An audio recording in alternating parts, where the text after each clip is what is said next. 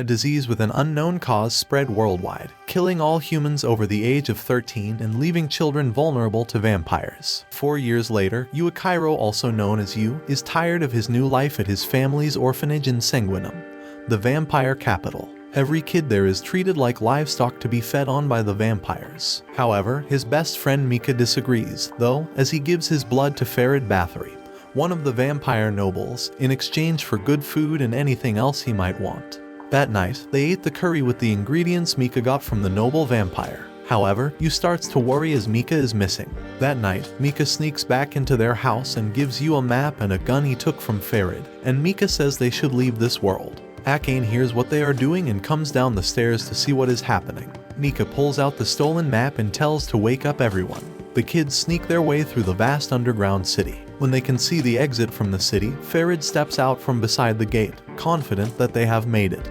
and watches their shocked and confused faces. Farid says he really likes to give kids some hope and then crush them. Farid takes advantage of Yu and Mika being shocked and starts killing the other kids. Yu and Mika are the only ones alive. Mika takes back the gun and charges at Farid, who uses his hand to pierce Mika's chest. Mika points the gun at Farid's face, but Farid cuts Mika's arm off. Mika tells Yu to run, but Yu grabs the gun and shoots Farid's head as tears drop from his eyes. Yu then holds Mika in his arms and tries to drag him out of the city, but Mika pushes him away, telling him to run away and survive. As he runs through the snow at night with tears in his eyes, he sees a destroyed human city in front of him. He has a hard time, but Guren, Shigeru, and Sayuri find him. Guren talks about the prophecy being real as they just found one of the Hyakuya laboratories test subjects who will help the world get rid of the vampires. Yu suddenly hugs Guren and swears to kill every last vampire. 4 years have passed since Yu's escape from Sanguinum. He's now 16 and still feels haunted by the image of losing his family. A horseman of the apocalypse suddenly breaks through a billboard to attack 2 companions, and Yu refuses to comply with their orders to retreat. Yu kills the monster as he only exists to exterminate every bloodsucker in this world. Yu is punished by being sent to school and suspended for defying orders. During class, he receives a poke from Shinoa, his assigned surveillance officer, who forces him to read the note she made. She reminds him that he must behave and will not be allowed to rejoin the army unless he cooperates and makes friends. At the lockers, Yoichi is being bullied. Yu decides to break up the fight. However, as per soldier regulations, he can't fight civilians and ends up joining Yoichi in getting food for the bullies. During their walk back, Yu learns about Yoichi's aspirations. Yoichi wants revenge for his sister's death caused by a vampire, and they somehow start a friendship.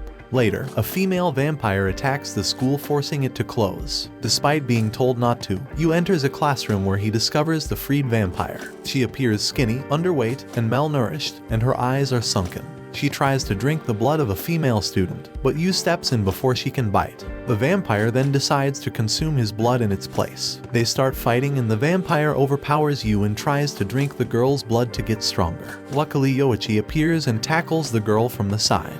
Yoichi then becomes the target of her attack, but Yu blocks it with his sword. She grabs him by the throat and leaps out the window with him as Yu and the vampire continue to struggle. Yu then stabs her, but his blade has no effect. As she is about to suck him dry, Guren pierces her heart with his cursed blade and kills her. Yu has passed his friendship test, and Shinoa informs the 2 boys that both of them have been admitted into the Moon Demon Company because the army recognized Yoichi's willingness to put himself in harm's way for his friend. Shinoa decides to show you her cursed gear, Shikama Daoji, a gigantic scythe. Additionally, it has the ability to produce a spiritually based power. It astounds Yu, who requests Shinoa give it to him. She declines, and Yu decides to attack her to gauge the weapon's potency. She engages him in fast combat before fully outpacing him physically and energetically with the scythe. Some students ask Yu and Shinoa to help them track another student who got into the Forbidden Chamber to get a cursed weapon, a weapon with a sealed demon. Yu, Shinoa, and Yoichi enter the chamber. Shinoa cautions Yu against trying anything risky, but Yu rushes in and attempts to take a cursed axe from the student, who is now under the grip of a demon. When Yu realizes it, he is suddenly back in Sanguinum with Mika, Akane, and the other orphans as children. They ask Yu to join them for the rest of their dinner, but Yu is uncomfortable and bewildered. He states that he believed they had passed away, but Mika and the others responded by confirming their demise. He then asks Yu to exact revenge on them. Yu, who has realized that Mika would never desire that, and yells at the demon to stop acting like his family and reveal its true nature. The demon inside the weapon reveals himself and the illusion breaks. Yu discovers that the demon had tried to take possession of him. Shinoa was shocked to see that Yu was able to drive the demon away with his willpower alone. Shinoa states that she will let Gurren know that Yu has what it takes to manage a cursed gear, and he might soon allow him to join the training group. Yu starts his first training as a member of the Moon Demon Squad alongside Yoichi and Shinoa. He runs across Shiho, the student with whom he earlier got into an altercation after he was transferred to a new class. We find out that Kimazuki wants to obtain a cursed weapon and the status that goes along with it. Kimazuki asks Gurren for the benefits and medical procedures his sister needs as soon as possible. He also requests that Gurren immediately grant him access to the cursed weapon to try and save his sister. Yu and Kimazuki are compelled to work together against training puppets during the examination. However, the training is cut short when Kimazuki learns that his sister is severely ill from the trainer Sayuri. Kimazuki requests to complete the tests, but Yu persuades him to visit his sister instead. Even though he failed the exam, Kimazuki appreciates Yu for persuading him to visit his sister after much denial. Yu accompanied him because they were still shackled together when Kimazuki decided to visit his sister. The two eventually begin to get along after Yu tells Kimazuki that whether he failed the tests or was a member of the Moon Demon Squad didn't matter as long as he kept trying to find a solution to save his sister. Yu tries to kick Gurren as he leaves a meeting room and insists on getting his cursed gear. Gurren easily overcomes him after catching his foot, but only after deciding to finally give Yu his cursed gear and send him into the field, partially to avoid drawing the attention of the Hiragi family. Yu is kicked in the head, and the man declares that idiots are exhausting as he leaves. Sayuri hands back the test papers to the students in the classroom and informs them that their test results will determine what level of cursed gear they will receive. Yu hurries swiftly to conceal his score of 0 after realizing it, but Shinoa spots it and takes it, making fun of him. Gurren enters the classroom and inquires as to why it is constantly so noisy when Yu and Kimazuki engage in another fistfight. When Yu and Kimazuki see him, they each demand a cursed item. Sayuri responds to Gurren's question about whether the kids might be prepared to create a contract even though they haven't finished training by saying Yoichi is surprisingly more stable than the rest. Gurren draws his sword, piercing the classroom floor and filling it with a demonic glow. Sayuri must employ warding spells to survive as the majority of the kids pass out. Yoichi and Shinoa handle it without issue, but Kimazuki and Yu have more difficulties. Sayuri expresses her skepticism about Yoichi having a strong heart to handle the demon, and Yu tells Yoichi to stop.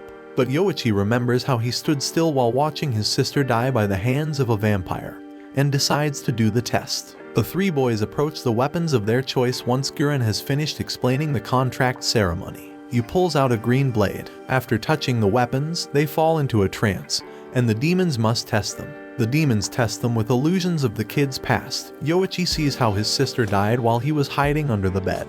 In Shiho's test, he is taken to his pre-adolescent age, and sees the demon taking the shape of his sleeping sister, trying to convince Shiho of wanting his sister to die. However, Shiho disagrees and fights back, proving that he'll pass this demon's test. In Yu's test, he wanders through a world made up of clouds until he hears Mika call his name.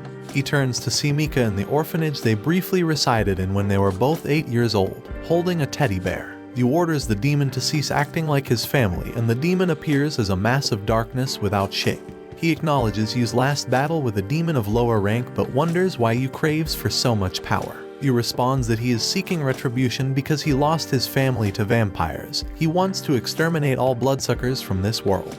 The demon replies that he can grant him limitless ability to get his revenge. However, Yu has a huge conflict between love and lust, and the demon remarks that this is why people endanger the earth. The demon agrees to follow Yu, as long as his heart remains strong. If for some reason, Yu starts to show signs of weakness, then the demon will do everything to take control over his body. The demon explains that his name is Asuramaru, and we also tells him that 10% of Yu isn't human. Kimazuki and Yu have passed and have successfully made contracts with their cursed weapons. However, Yoichi is still in a trance. Then Yoichi is overpowered by the demon and ends up possessing him. The demon declares that she will take over his body and obtain Yoichi's vengeance for him. The demon claims Yoichi is not worthy of being her master and that he lacks the will to defend himself as she pierces his chest. Yoichi stares into his sister's face as he spirals out of control.